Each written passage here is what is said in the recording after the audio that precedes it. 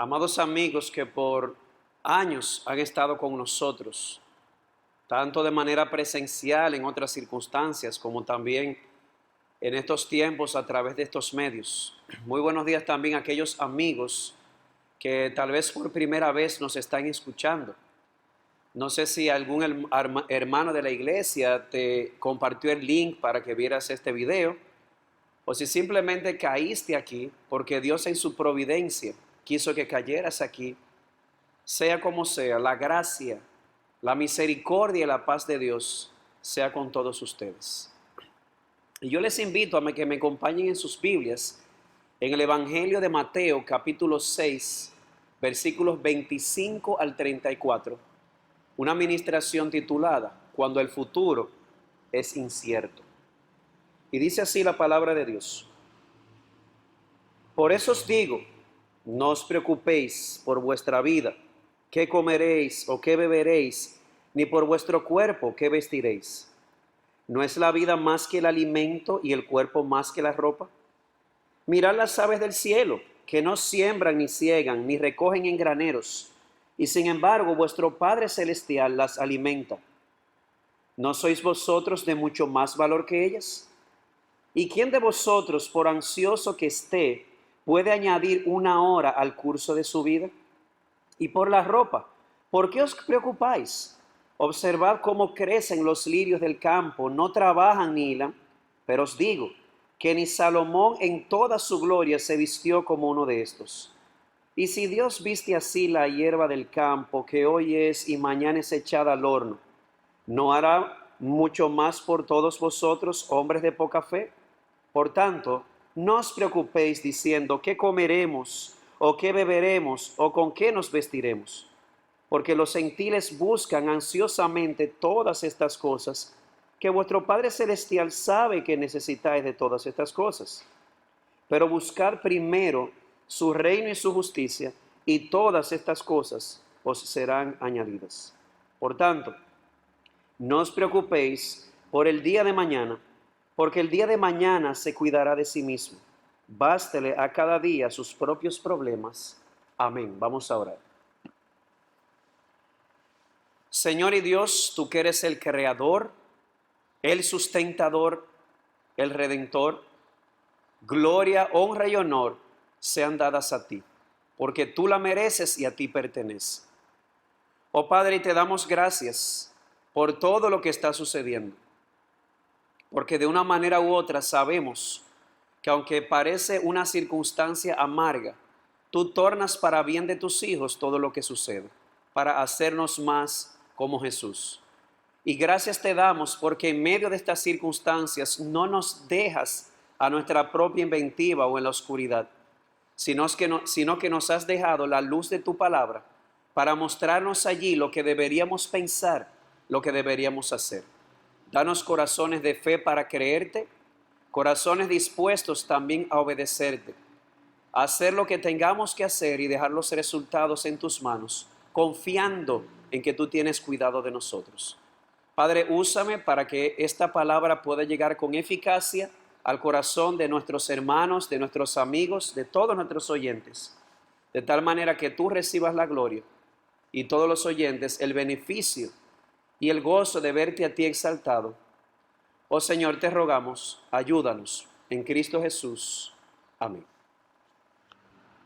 Una de las historias más fascinantes en el mundo del deporte es la de aquel famoso campeón de peso pesado de boxeo de los años 1935 a 1937, James Braddock. Un hombre que debido a sus grandes habilidades y a su poderosa derecha, su éxito creció, pero no solo su éxito creció, sino también su economía. Pero algo sucedió.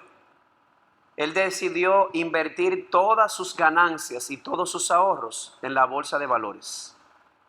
Lamentablemente ya sabemos lo que sucedió. En el año 1929 vino la Gran Depresión y prácticamente todo lo que él había invertido lo perdió. Pero él perdió algo más que sus ahorros en este tiempo o en esta Gran Depresión. Resulta que él era boxeador profesional, pero debido a la crisis tuvo que trabajar ocasionalmente en los muelles cargando cosas pesadas y se lesionó una muñeca, sobre todo la de su mano derecha, que era la más poderosa. Eso significó para él que le quitaron o le retiraron su licencia para boxear. De modo que aquí tenemos a James Braddock, un padre de familia con una esposa, con 3 hijos hermosos, ahora sin ahorros, ahora sin su trabajo principal, y cuando la providencia así lo permitía, ocasionalmente conseguir un pequeño trabajo en los muelles para producir lo suficiente para 1 o 2 días. Definitivamente no le fue bien a Braddock y a su familia.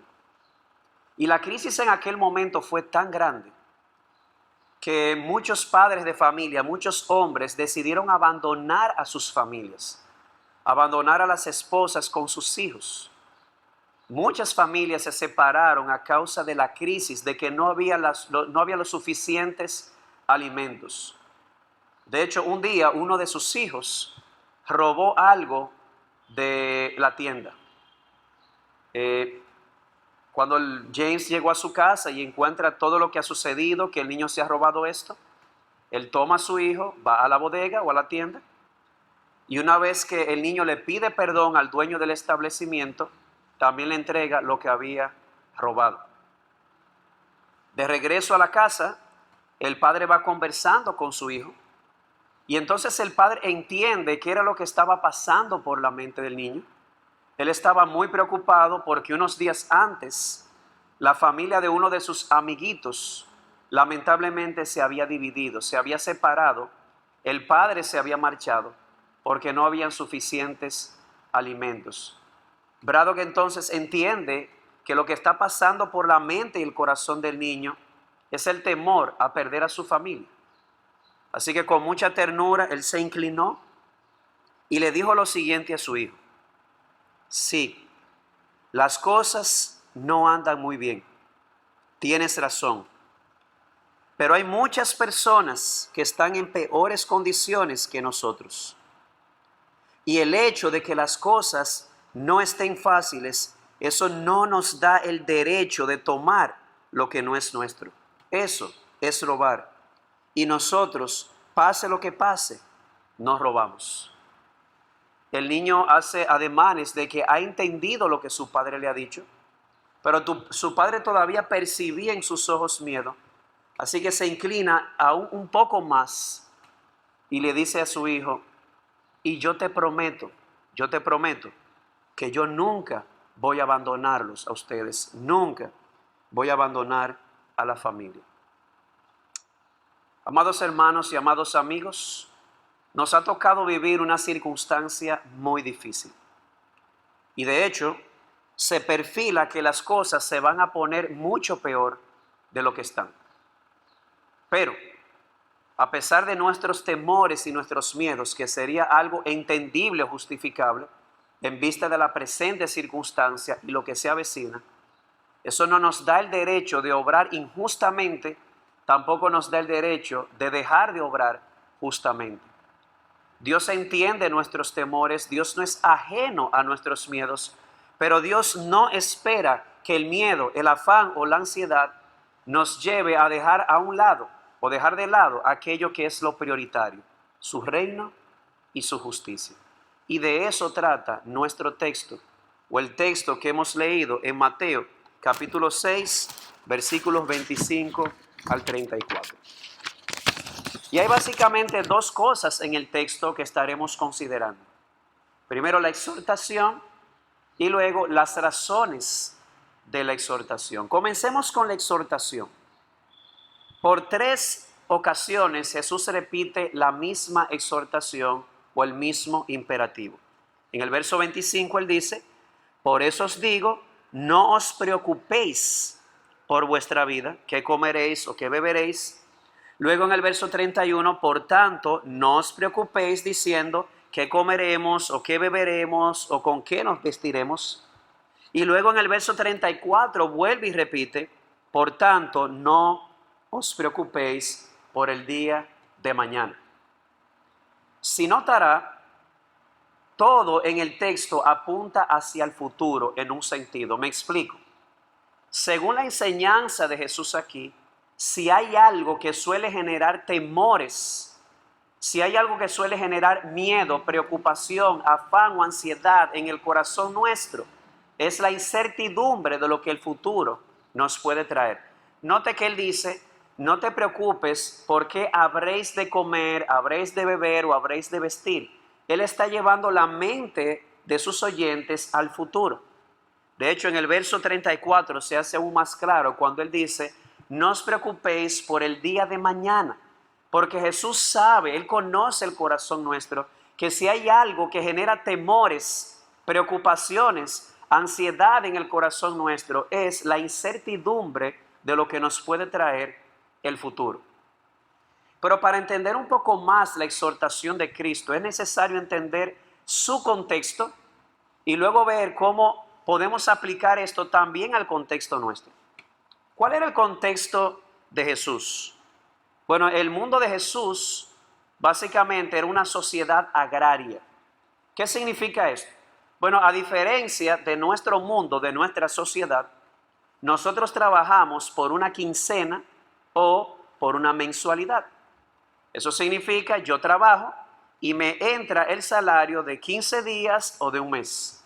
Pero en la sociedad de Jesús no era así. La persona trabajaba por el sueldo de un día. Es decir, yo trabajé hoy, conseguí el trabajo, gracias al Señor, tengo la comida para hoy.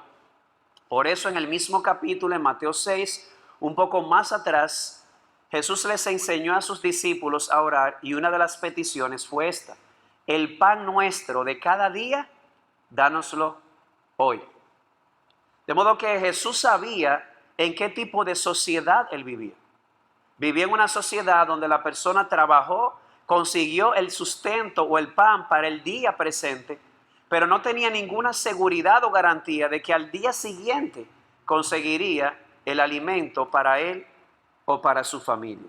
Y definitivamente eso suele producir o generar temor, afán, ansiedad, preocupación, miedo.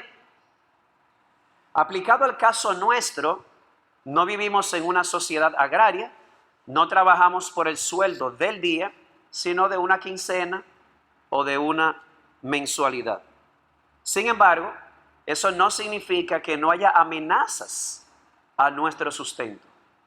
De hecho, en la presente circunstancia estamos expuestos a una gran amenaza.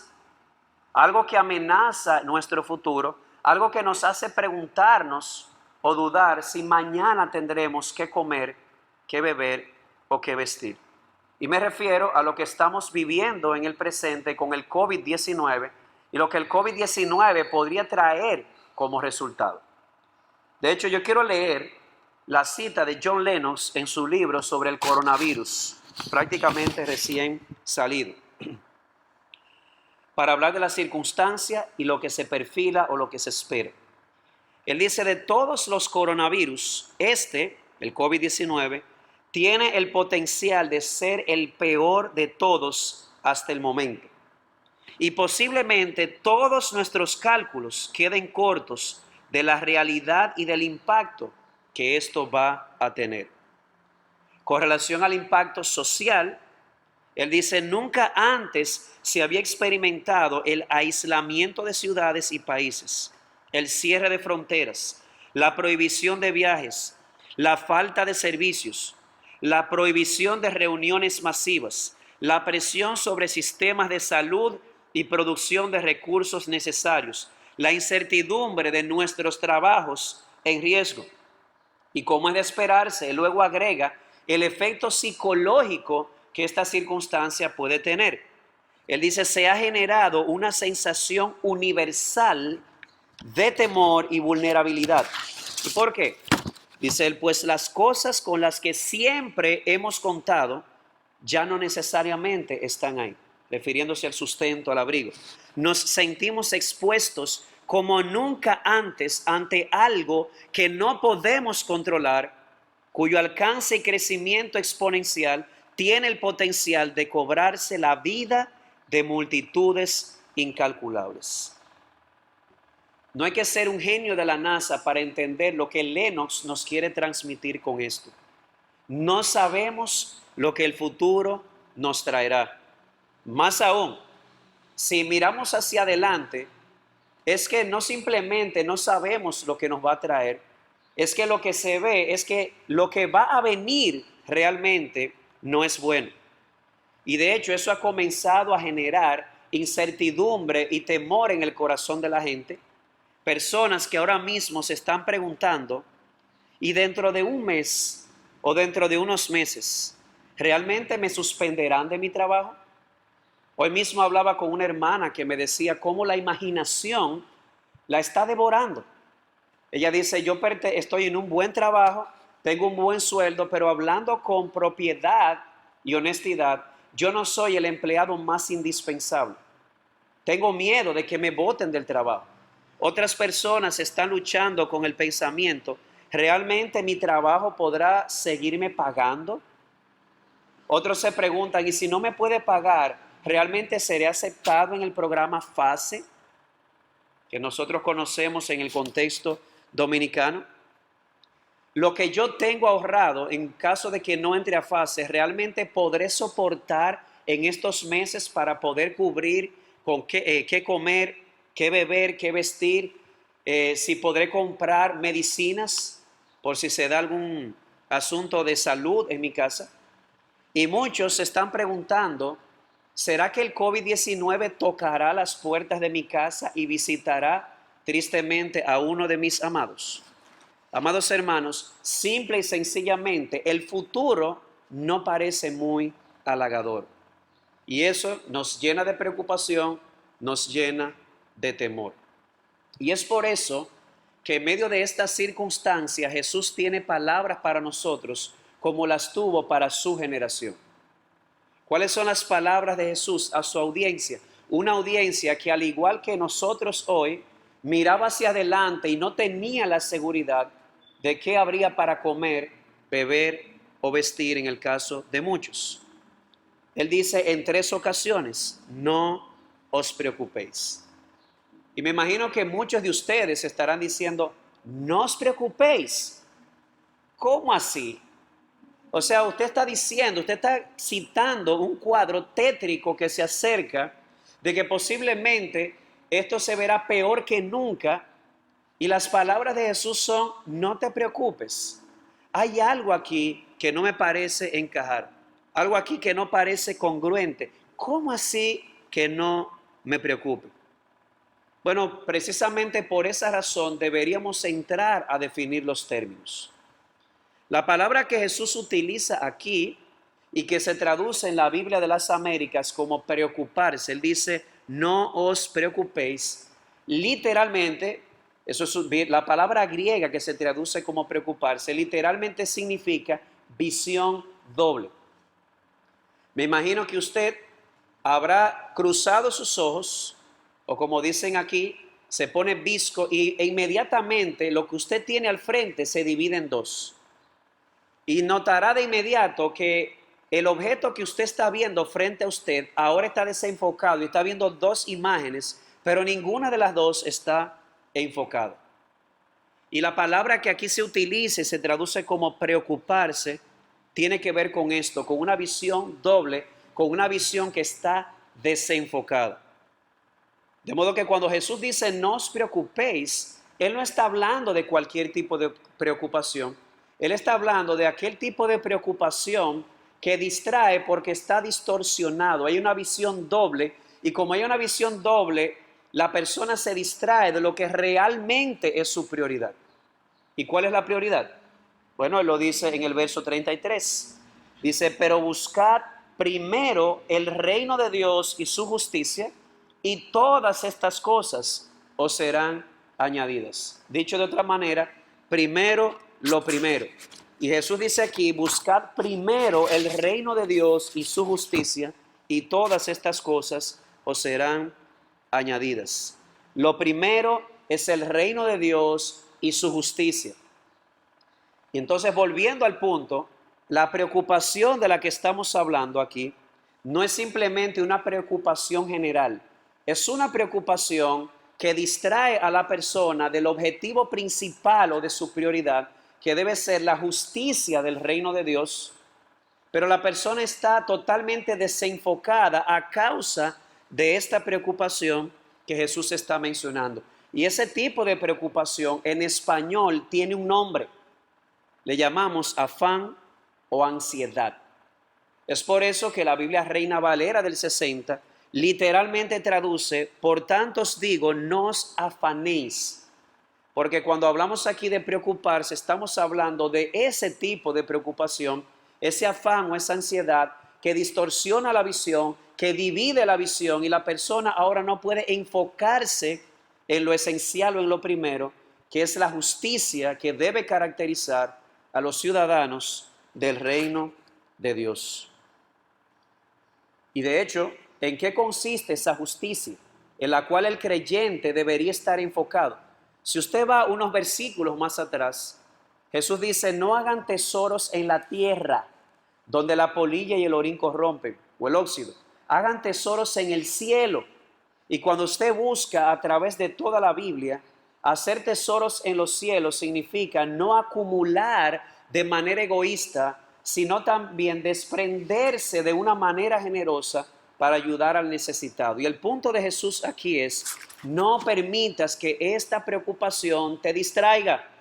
No permitas que la preocupación te lleve a actuar con injusticia. No permitas que esta preocupación te lleve a abandonar la justicia, la misericordia, el desprendimiento generoso, el ayudar al prójimo. De eso es que Jesús está hablando. Pero hay algo más que quisiéramos decir de este tipo de preocupación. Si usted sigue buscando en el resto del Nuevo Testamento, notará que esta preocupación, llamado afán o ansiedad, que distorsiona la visión espiritual, que la distrae de lo primordial que es el reino, también tiene efectos emocionales. Si usted mira conmigo, Efesios capítulo 4, versículos 6 y 7, leemos esto. Pablo dice allí: por nada estéis afanosos. La palabra afanosos aquí es exactamente la misma que se usa en Mateo 6, 25, cuando dice: no os preocupéis. Es la misma palabra. Dice Pablo: por nada estéis afanosos, antes bien, en todo, mediante oración y súplica, con acción de gracias, sean dadas a conocer vuestras peticiones delante de Dios. Y la paz de Dios, que sobrepasa todo entendimiento, guardará vuestros corazones y vuestras mentes en Cristo Jesús. Note que Pablo conecta la ansiedad con la paz. Lo único que la relación entre la ansiedad y la paz es inversamente proporcional. ¿Cómo así? Que cuando el afán o la ansiedad o esta preocupación se apodera de nuestra mente y distorsiona nuestra visión, tiene un efecto en el corazón, y es que nos roba la paz en la mente, la paz en el corazón. ¿Cómo así que nos roba la paz de la mente y la paz del corazón? ¿Alguna vez has estado en tu cama tratando de dormir de madrugada, pero no puedes dormir porque ese problema que no sabes cómo enfrentar en el futuro, esa situación futura, está dando vueltas en tu mente? Y no solamente en tu mente, ese asunto que no te deja pensar con claridad, ese problema que da vueltas en tu mente y te distorsiona la visión, ahora resulta que está agitando tu corazón. De modo que ahora no es que simplemente tu visión está distorsionada, es que tus emociones están afectadas, no tienes paz ni en la mente ni en el corazón. Si has experimentado eso, bienvenido al mundo del afán, bienvenido al mundo de la ansiedad. De modo que volviendo atrás y para amarrar estas cosas y cerrar ese primer punto, cuando Jesús dice no os preocupéis, Jesús no está siendo indiferente a lo que nos sucede o a nuestros temores por el futuro. Cuando Él dice no os preocupéis, lo que Jesús tiene en mente es particularmente ese tipo de preocupación que llamamos afán o ansiedad, que distorsiona la mente, que nos nubla la visión, que no nos deja enfocarnos en lo principal, que es el reino de Dios y su justicia, y peor aún, que se roba la paz de nuestros corazones. Miren, esto es tan serio que podría terminar afectando aún nuestros cuerpos. Y quiero aprovechar y decir esto porque ahora está de moda. Cuando digo que está de moda, no quiero parecer insensible, quiero simplemente resaltar que es muy frecuente, son muy frecuentes ahora las llamadas crisis o ataques de ansiedad. No es un mito, yo lo he visto con mis ojos. Personas que debido a un ataque de ansiedad les falta la respiración, el corazón está palpitando a millón, una taquicardia, no pueden dormir, no pueden respirar bien. Yo lo he visto. Y usted se preguntará, ¿y cómo explicar eso? La ansiedad, como veremos, empieza en la mente, empieza en los pensamientos. Sin embargo, las escrituras enseñan que hay una conexión tan estrecha entre el alma y el cuerpo, que todo lo que le sucede al alma afecta también al cuerpo. De modo que una persona que en su hombre interior está dándole mentes a ese problema del futuro, que no sabe si vendrá, que no sabe cómo enfrentar, ese problema que le está robando la paz del corazón, ahora comienza a manifestarse de manera corporal. Ahora le empiezan a salir canas antes de tiempo, comienza a comerse las uñas, el corazón le palpita, lo que le llamamos aquí taquicardia, le palpita a millón. Hay efectos corporales. De modo que de ese tipo de preocupación es que Jesús está hablando. Ese tipo de preocupación no es saludable porque distorsiona la visión, no nos deja enfocarnos en lo prioritario y nos roba la paz del corazón. Ahora bien, pasamos entonces al segundo punto, lo que le vamos a llamar las razones de Jesús. Jesús no solamente dice, no os preocupéis, Él da razones. Y para entender esto, amados hermanos, hay que resaltar algo. Esto no es un interruptor. No te preocupes. ¡Pam! Ah, ya, dejé de preocuparme. No funciona de esa manera. ¿Por qué? Porque el afán o la ansiedad, bíblicamente hablando, comienza en nuestros pensamientos. De hecho, hay un texto que ya leímos en Filipenses capítulo 4, pero quiero mostrarte una conexión más que hay allí. Aquel famoso texto que dice, por nada estéis afanosos, sean conocidas vuestras peticiones y la paz de Dios, que sobrepasa todo entendimiento, guardará vuestras mentes y corazones en Cristo. Inmediatamente en el verso 8 agrega, por lo demás, hermanos, dice, todo lo que es verdadero, todo lo digno, todo lo justo, todo lo puro, todo lo amable, todo lo honorable, si hay virtud alguna, si algo es merecedor de elogio o merece elogio, en esto meditad. Dice la Biblia, la Reina Valera, en esto pensad. ¿Ves la conexión entre la ansiedad y los pensamientos? Cuando mi mente no es gobernada por pensamientos verdaderos. Me decía una vez un amado hermano, el pastor Narciso Nadal, que la mayoría de las ansiedades que él ha visto, él es médico y pastor, se deben a pensamientos easy. ¿Qué es un pensamiento easy? ¿Y si pasa esto? ¿Y si pasa aquello? ¿Y si pasa tal cosa?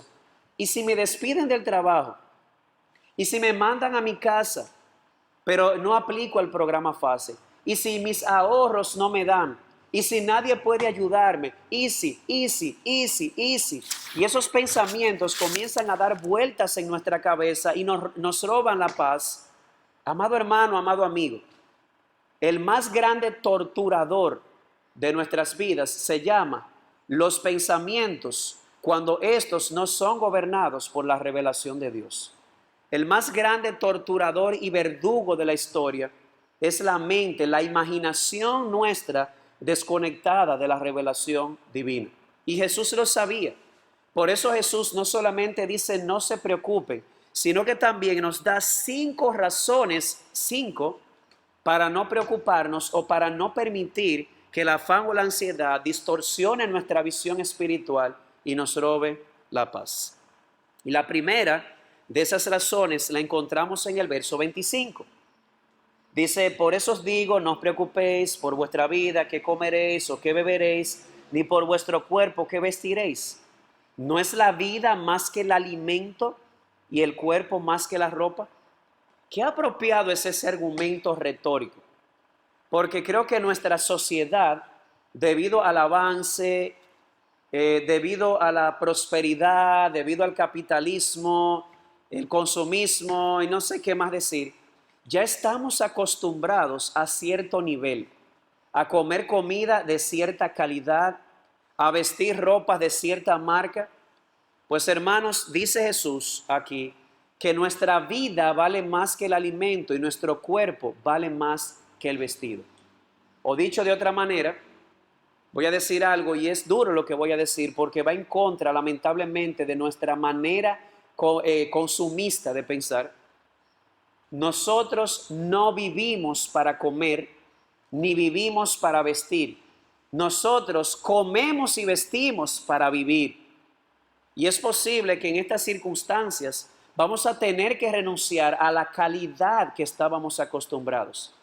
Tal vez no será la comida que estábamos acostumbrados a comer, tal vez no será la marca de ropa que solíamos vestir, pero he aquí lo más importante, sea un pedazo de bistec o sea un pedazo de pan más duro que la situación que estamos viviendo, sea como sea, dale gracias a Dios y recíbelo.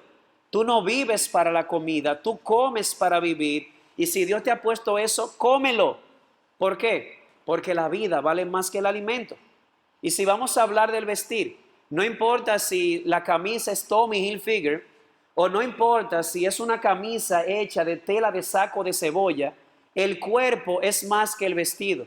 Por lo tanto, si Dios te ha provisto ese lienzo para cubrirte, dale gracias a Dios, recíbelo con gratitud, porque al final el vestido es más que el cuerpo. Y es por eso que Pablo dice en 1 de Timoteo 6:8, si tenemos que comer o con qué cubrirnos, con eso estaremos contentos.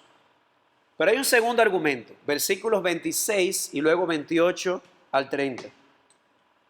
Dice así, mirad las aves del cielo, que no siembran ni ciegan, ni recogen en graneros, y sin embargo vuestro Padre Celestial las alimenta.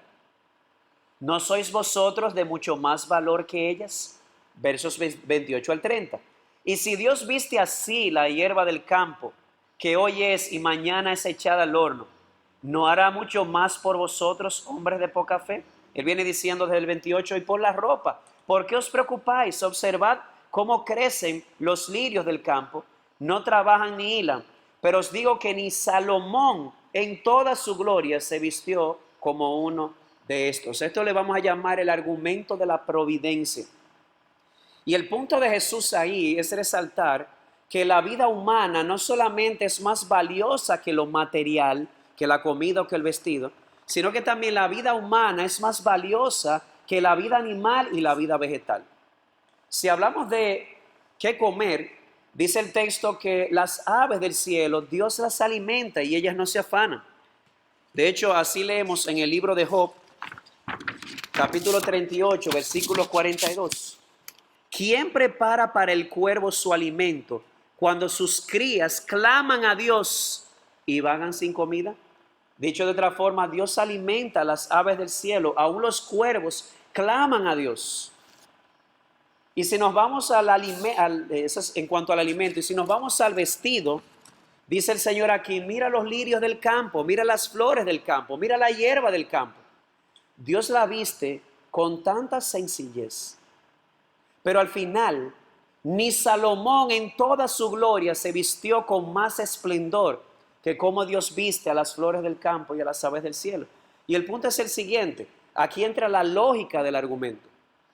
Si ustedes, si yo, si vosotros, dice Jesús, que sois seres humanos creados a imagen de Dios y arriba de eso somos hijos de Dios, valemos más que esas aves y que las flores y la hierba del campo. Si Dios alimenta a estas criaturas, ¿no lo hará también con nosotros? Nosotros, amados hermanos, tenemos un doble valor. En primer lugar, como seres humanos creados a imagen de Dios, somos más valiosos que el mundo animal y el mundo vegetal. Y en el caso nuestro como creyentes, no solamente creados a imagen de Dios, somos también hijos de Dios.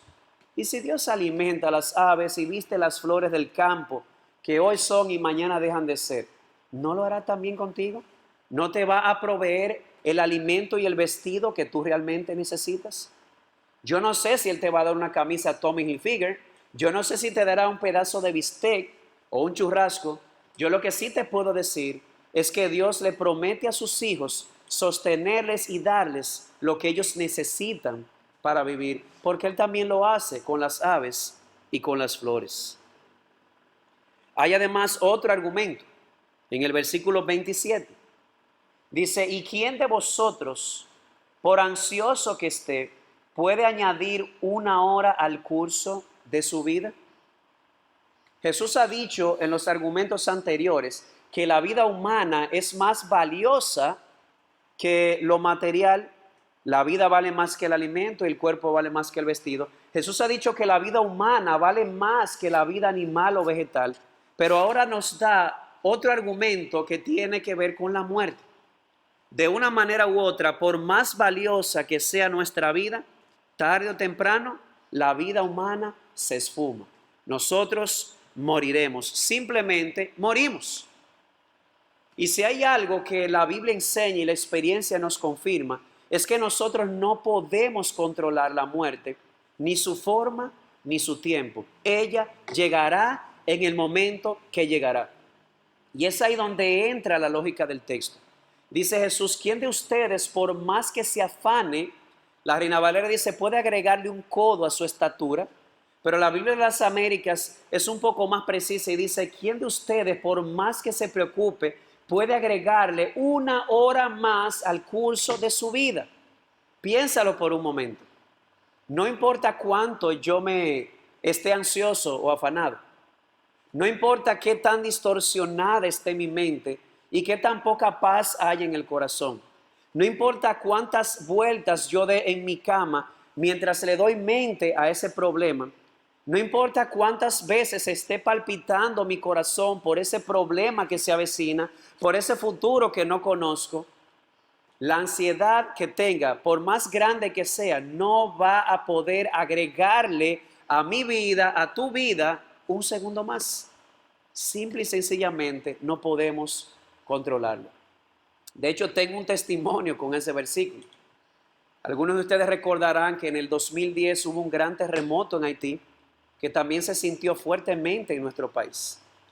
Mi segundo hijo, Caleb, estaba recién nacido y mi corazón se llenó de tanto miedo y tanto temor que lo mío fue algo más que preocupación. Bueno, lo primero que hice fue le tumbé, decimos aquí, o le pedí al pastor Amiris un detector de sismos que había aquí, un aparatico que uno lo pone en la pared y suena unos segundos antes de llegar el sismo, que le da el chance a uno, ¿verdad?, de recogerse o de hacer lo que haya que hacer. Ya yo tenía rutas de evacuación en mi casa. Yo le decía a mi esposa, si algo sucede, yo tomo a Lía, que es la más grande y pesa más, tú tomas a Caleb, hacemos esto, hacemos aquello. Y el problema no era la preparación. El problema es, amados hermanos y amigos, que ya yo no estaba ni siquiera durmiendo. No tenía paz. Yo no podía cerrar los ojos porque mi cabeza estaba, ¿y si llega? ¿Y si llega? ¿Y si llega? Y en ese momento, pidiéndole a Dios que me ayudara a trabajar con la ansiedad, llegó a mi mente ese texto que por mucho tiempo lo enseñé en el colegio, pero por primera vez hizo un clic. Por más que te afanes, no puedes agregarle a tu vida un segundo más. Y el Señor utilizó este texto para poner mis emociones bajo control. Otro argumento más, número 4, versículos 32 y 33. Dice, porque los gentiles buscan ansiosamente todas estas cosas, que vuestro Padre Celestial sabe que necesitáis de todas estas cosas. Pero buscad primero su reino y su justicia, y todas estas cosas os serán añadidas. ¿Cuál es la lógica de Cristo aquí? Mira, si hay un grupo de personas que busca ansiosamente esas cosas, son los gentiles. ¿Quiénes eran los gentiles en esta lógica? ¿Quiénes son? Según Pablo en Efesios 2, los gentiles representan al mundo que no tiene a Dios. Aquel mundo, aquellos seres humanos que Dios no es su Padre redentor o por redención, ni pertenecen tampoco al pueblo de Dios. Y dice Jesús allí, ellos son los que se afanan por estas cosas. Ellos viven para esas cosas. Ellos viven para comer, ellos viven para el vestir. Pero no es así para los hijos de Dios. Los hijos de Dios, según el texto, se caracterizan, número uno, porque ellos saben que Dios es su Padre y que está al cuidado de ellos. Y no solamente saben que Dios es su Padre, ellos saben que Dios está atento. Dice aquí, vuestro Padre sabe que tenéis necesidad de tales cosas. Los hijos de Dios, a diferencia de los impíos, de los gentiles, ellos saben que Dios está ahí y que está atento a sus necesidades. Y no solamente eso, los hijos de Dios saben y están confiados en que lo que ellos necesitan para vivir, tarde o temprano, Dios lo va a suplir. Por esa razón, a diferencia de los gentiles, los hijos de Dios no viven para las cosas de este mundo. Ellos viven para el reino de Dios y su justicia, confiando en que Dios añadirá o dará lo que necesitan para vivir. No lujos, pero sí lo que necesitan para vivir. Amado hermano, si tú lees Deuteronomio capítulo 8, notarás que Dios llevó a Israel al desierto para mostrarle a Israel lo que ellos tenían en su corazón. Y de una manera u otra estamos atravesando por un desierto en estas circunstancias que comenzará a sacar lo que tenemos dentro, a mostrar lo que somos. Y yo sé que es más difícil en esta circunstancia decirlo que hacerlo, pero no creo que sea imposible si tenemos el Espíritu y la palabra. Llegó el momento de nosotros mostrar quiénes somos, los hijos de Dios. Dejemos a los gentiles vivir para las cosas de este mundo. Pero si tú tienes a Dios por Padre y tú sabes que Él te está mirando y está atento a tu necesidad, si tú sabes que Él sabe lo que tú necesitas, entonces enfócate en tu prioridad, el reino de Dios y su justicia, y Él se encargará de proveerte o de proveernos lo que necesitamos para vivir. Hacemos lo que hacemos o lo que debemos hacer y dejamos a Dios los resultados. Y hay una última razón, una quinta y última. En el verso 34 dice, por tanto, no os preocupéis por el día de mañana, porque el día de mañana se cuidará a sí mismo. Bástele a cada día sus propios problemas. El argumento es claro, una vez más se va al futuro. Hay cosas que nosotros no sabemos lo que va a suceder mañana, no sabemos qué retos se van a levantar en el día de mañana. Lo que sí sabemos es qué tenemos hoy y qué retos se han enfrentado a nosotros en el día de hoy. Tú y yo sabemos lo que tenemos hoy. ¿Qué tenemos hoy? Por la gracia de Dios tenemos sustento y tenemos abrigo. Yo no sé mañana, pero hoy lo tenemos. Y es el momento de darle gracias a Dios y disfrutar lo que Dios nos ha dado hoy. No dejes de disfrutar, amado hermano, lo que Dios te ha dado hoy por temor a no tenerlo mañana. El mañana traerá su propio afán. Recibe lo que Dios te ha dado hoy. Dale gracias, disfrútalo con todas tus fuerzas. Con relación al mañana, el mañana traerá su afán. Sigue confiando en que Dios mañana te proveerá lo que tú necesitas, como Él quiera, donde Él quiera. Él lo hará y además en el día de mañana Él te dará las fuerzas para tú enfrentar o la gracia para tú enfrentar los nuevos retos del mañana. Así que, amado hermano, básicamente todo lo que hemos dicho se resume a esto. Nosotros no conocemos el futuro, nosotros no controlamos el futuro. Nosotros no sabemos qué nos espera, qué es lo que se avecina en esta presente circunstancia. No sabemos si nos van a botar del trabajo, no sabemos si nos van a mandar a nuestras casas con FASE, no sabemos si el FASE nos va a aceptar, estoy hablando en sentido general.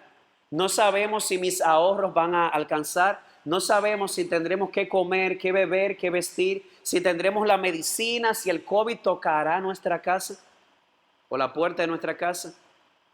Definitivamente estas cosas suelen producir preocupación, pero amado hermano y amigo, he aquí la exhortación de Cristo para sus discípulos. No te afanes, no te preocupes, no permitas que el temor al futuro, no permitas que el afán o la ansiedad distorsione tu visión y te distraiga de lo que es tu prioridad, que es el reino de Dios y su justicia. Enfócate en la justicia que caracteriza al reino de Dios, no acumulando de manera egoísta, desprendiéndote de manera generosa, ayudando al necesitado. Eso es lo que Dios espera, que no permitamos que este temor, esta ansiedad nos distraiga de lo prioritario. No permitamos que ese temor o esa ansiedad nos robe la paz del corazón. Y Jesús nos dio 5 razones de por qué no permitir esto. Razones que van a poner nuestros pensamientos en orden y también nuestras emociones. Vimos 5 para simplemente recapitular. 1, no importa si la comida es buena o la comida no es de buena calidad. En la presente circunstancia debemos recordar esto. No vivimos para comer o vestir. Comemos y vestimos para vivir. Y la vida vale más que el alimento y el cuerpo más que el vestido. Por lo tanto, aunque disminuya la calidad de lo que vas a comer, aunque disminuya la cantidad, aunque el tipo de vestuario no sea de marca, dale gracias a Dios, recíbelo, porque eso vale más. Tu vida y tu cuerpo valen más que el sustento y el abrigo. Además, recuerda que Dios en su providencia alimenta las aves y viste las flores que valen menos que tú. Por lo tanto, amado hermano, ejercita esa fe, créele a Dios cuando Él dice, más a ti, porque tú vales más que las aves, vales más que las flores, no solamente por ser un ser humano creado a su imagen, sino también por ser un hijo de Dios. Recuerda que el afán o la ansiedad no le van a agregar a nuestra vida un segundo más. No podemos controlar eso, no podemos agregarle a nuestra estatura un codo, o a nuestra vida no podemos agregarle una hora, simplemente no lo controlamos. Recuerda que quienes viven para esas cosas son los gentiles. Vivamos como hijos de Dios, enfocándonos en el reino de Dios y su justicia, confiando en que nuestro Padre está viendo, está atento.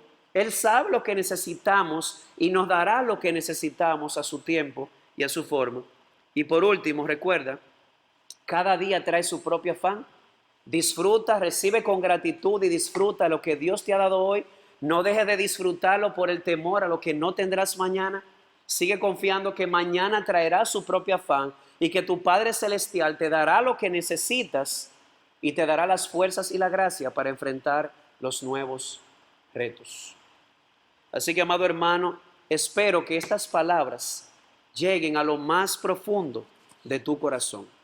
Que estas palabras puedan traer consuelo, reposo, alivio a tu alma, de tal manera que tú puedas descansar en Dios a través de Jesucristo.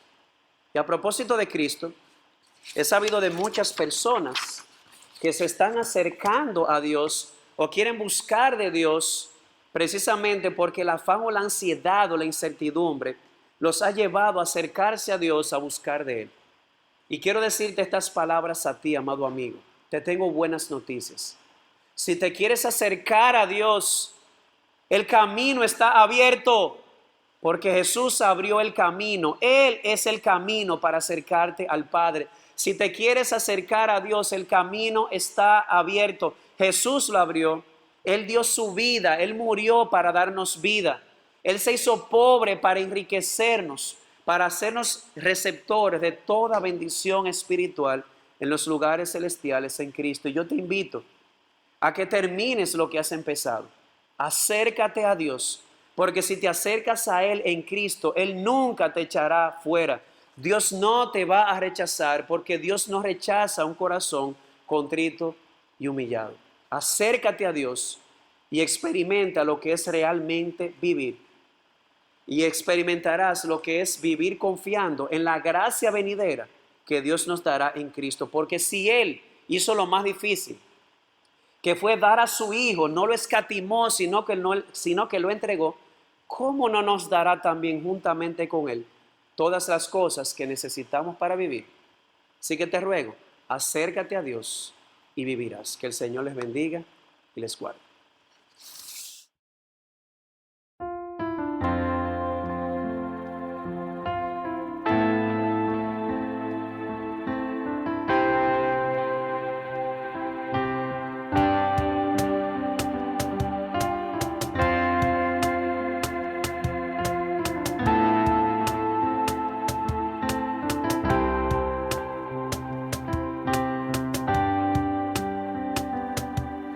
Escóndeme en tu poder, cúbreme con la paz de en ti confiar. Cuando se alce el mar de la aflicción, contigo me alzaré sobre la luz. Padre, tú eres rey sobre el ciclón. Confiar en ti porque eres Dios.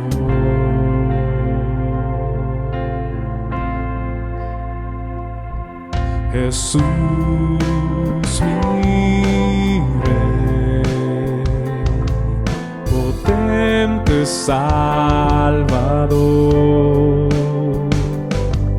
levántame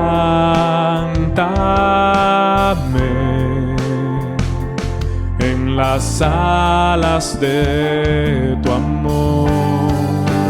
Cuando se alce el mar de la aflicción, contigo me alzaré sobre la luz.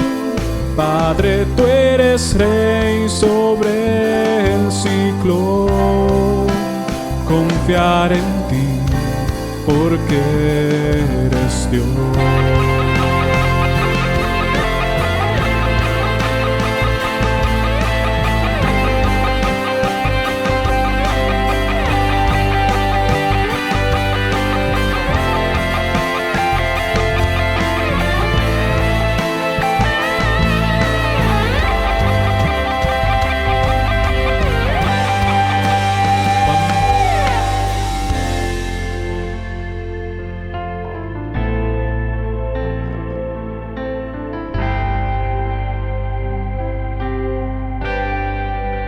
Cuando se alce el mar de la aflicción, contigo me alzaré sobre la luz. Padre, tú eres rey sobre el ciclón. Confiar en ti porque eres Dios. Cuando se alce el mar de la aflicción, contigo me alzaré sobre la luz. Padre, tú eres rey sobre el ciclón. Confiar en ti porque eres Dios. Confiar en ti porque